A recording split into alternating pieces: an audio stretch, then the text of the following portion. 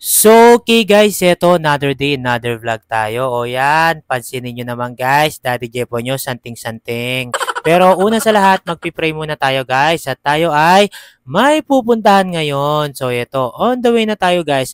Kung saan tayo pupunta, sana'y mahulaan nyo bago ako makarating kung anong gagawin ni Daddy Jepo nyo. At eto na, tanan yan! Mas Malakas Bowlers Championship game ngayon guys. So yan, bali 4 teams kami dito. Syempre, kaming lahat ay pasok sa semis. At ayun, pansin nyo naman, Daddy Jepo nyo, bising sinusuot yung kanyang sapatos. And boom! Yan yung mga medal pala namin guys at trophy. And boom again, yan yung pinakamasarap guys. May libre pakain pa. So maraming salamat sa mga nagpatlock dyan. At ayun, pero bago namin umpisa ng lahat guys, yan, may special guest pala kami ngayon. Si Pastor Mark. So alam nyo naman guys, yung basketball namin dito, ang priority niya talaga more on fellowship. Syempre, pangalawa lang talaga yung basketball. So yan guys, 'di ba? Ang sarap talaga sa pakiramdam yan. Bago kami mag-basketball, inuuna muna namin si Lord para i-bless niya at iiwas niya kami sa anumang injury. So yan, ito pa yung pinakamasarap guys yan. We also pray for one another. So ikaw, kung gusto mong maglaro ng basketball dito at mapalapit na rin kay Lord, tara na, Mas Malakas Bowlers ka na. So, bali season 4 na to guys. Yan, ang bilis lang talaga. Agad-agad nakapag-semis na kami. At ayun, bali ang magbabattle for 3rd and 4th pala guys, yung white and red. At Daddy Jepo nyo ay green team. So, sila yung makikipag-champion mamaya. At ayan mga guys, yan yung mga officials natin. Binobola-bola ni Sir Richie. Baka daw makalusot mamaya. So, yun. Let the game begin. So, yun. Unang puntos kay pare kong Bukad. Ang galing ng batang yung guys. So yan, tignan nyo na lang yung mga highlights nyo. Hindi ko na kayo mamimension ng isa-isa. Basta alam ko magaling kayong lahat. So mamaya ako na i-vlog yan.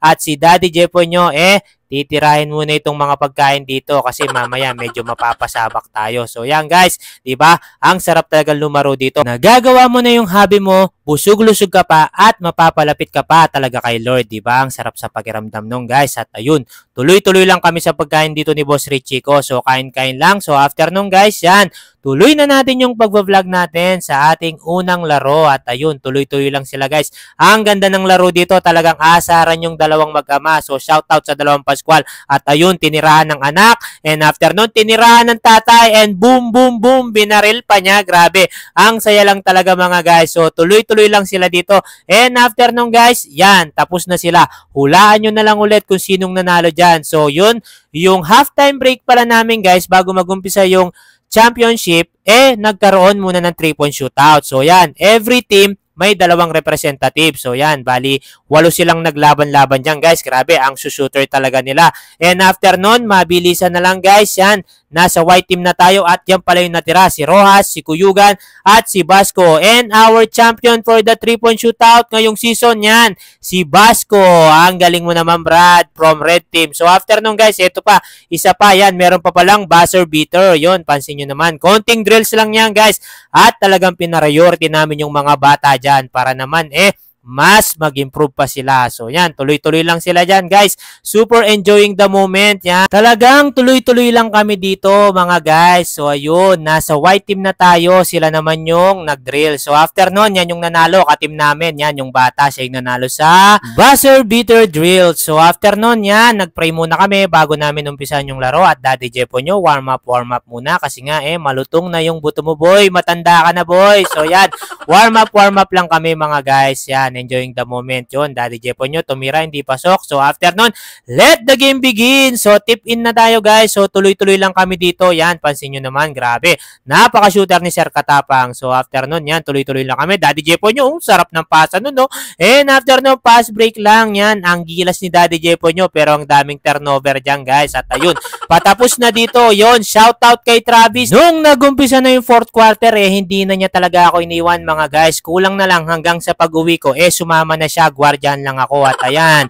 talagang binanatan na kami ni Mr. Pascual. Grabe, napakagaling talaga niya. Yon, ex-PBA yan, tinubukan ko kinwar dyan. Pero wala talaga, magaling talaga. So yun guys, tuloy-tuloy lang kami dito. At ayun, nakapuntos pa Daddy Jepo nyo. At ayan, tapos na ang laro. So awarding na tayo later guys. Pero kailangan ipakita muna natin yung sportsmanship natin sa bawat isa. Grabe, napakagandang laro talaga guys. It's been a good game talaga. At ayan yung 3-point shootout. Tapos yung buzzer beater champion. Yan, yun yung ano natin. Most defensive player. Deserve mo yan boy. Talagang dinepensahan mo ko. At ayun, sportsmanship award. At ayan yung mga mythical 5 natin. Yan, after nung guys, yan yung MVP natin, si Mr. Pascual. So, congrats. So, yan. And yung ating 4th placer, yung red pala. Tapos, yung white 3rd placer. At syempre, back-to-back 2nd placer na naman kami ni Sir Richie. And boom! Congratulations sa Team Blue. Yan, sila yung champion natin sa Season 4. So, yun guys. Nagpapasalamat talaga ako sa mga bumubuo dito, yung mga committee. Oy, Sir Richie! Back-to-back na naman tayo, 2nd placer. So, yun lamang guys. Maraming salamat. Pray lang tayo. At syempre, bye-bye, finger out kayo sa akin. And God bless you po.